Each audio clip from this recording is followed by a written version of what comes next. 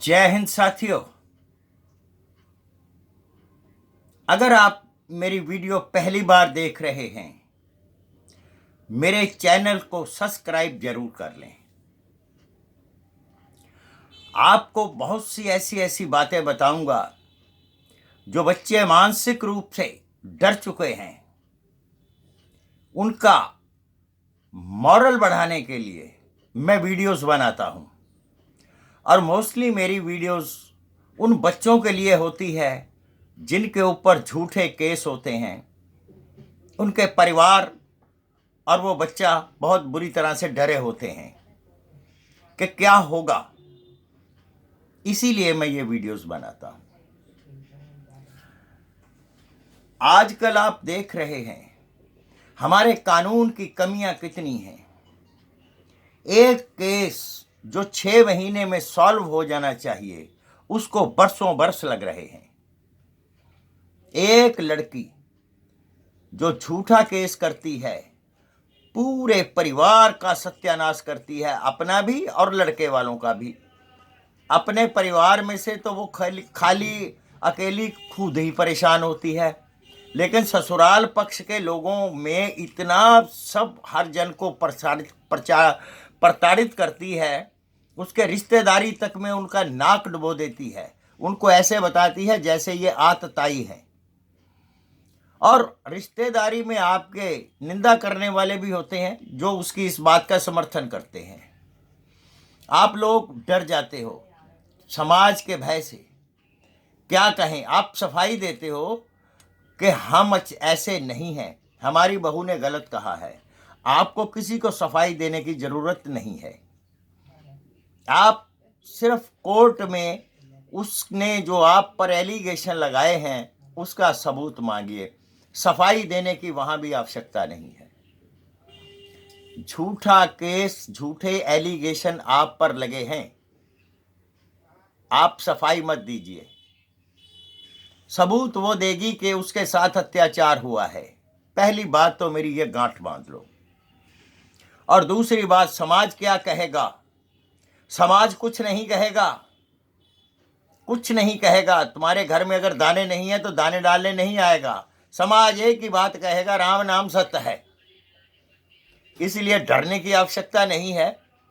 अगर कोई आपके आसपास नेगेटिविटी फैलाने वाला आदमी है, आपका हिम्मत गिराने वाला आदमी है, उसको 1 मिनट में अपनी जिंदगी से किक ऑफ कर दीजिए। कभी भी ऐसा आदमी सांप से ज्यादा जहरीले होते हैं जो आपकी हिम्मत को तोड़ते हैं। आप बहुत हिम्मत वाले हैं। अपने माता पिता के सम्मान की, अपने बहन भाई के सम्मान की रक्षा तुम्हारे हाथ में है। एक औरत आती है, 15 दिन में तुम्हारी बहन में नुक्स निकाल देती है, तुम्हारी माँ में नुक्स निकाल देती है, तुम्हारे बाप में नुक्स निकाल देती है। बोलते हैं जी ये बाप कच्छा डाल के घूम रहा है। अरे यार, बूढ़ा आदमी है, पजामे धोती में उलझ गया, गिर जाएगा तो क्या हो जाएगा? तुम्हें बच्ची समझ के घर लाया है, तुम्हें उस बूढ़े आदमी में अश्लीलता नजर आती है क्या? शर्म से डूब के मरो। और साथ में तुम्हारी अम्मा जो तुम्हें ये ज्ञान पेलती है। तो ये जो सबसे बड़ा लड़की के घर को तोड़ने में सबसे बड़ा जो हाथ है, वो है लड़की की मां। क्योंकि उसकी अपने घर में इतनी चल रही होती है, उसका आदमी इतना पिट चुका होता है अपनी पत्नी से, वो बोल ही नहीं सकता। तो वो लड़की वही सीख के अपने ससुराल में लागू करने की कोशिश करती है और बच्चों को डराती है। डराइए मत। मैं कानून वालों से भी कहना चाहूंगा, एक तरफा कानून और एक तरफ मोहब्बत बम विस्फोट ही करती है। अचानक ही उसका रिजल्ट सामने आता है। एक तरफा कानून को बदलें, पुरुषों की भी सुने।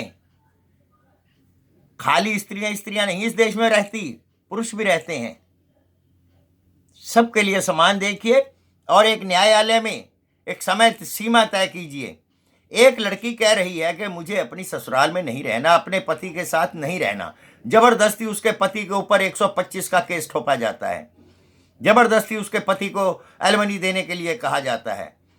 यहां तक कि शादी में कितना बेसन लगा, कितने लड्डू लगे, कितने लोगों ने थालियां खाई, वो उसका हिसाब रखा जाता है।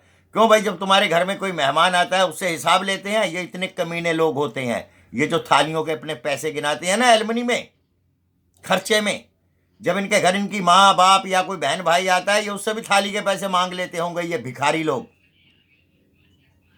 एक तरफा कानून मत बनाइए, दूसरे के भी सुनिए।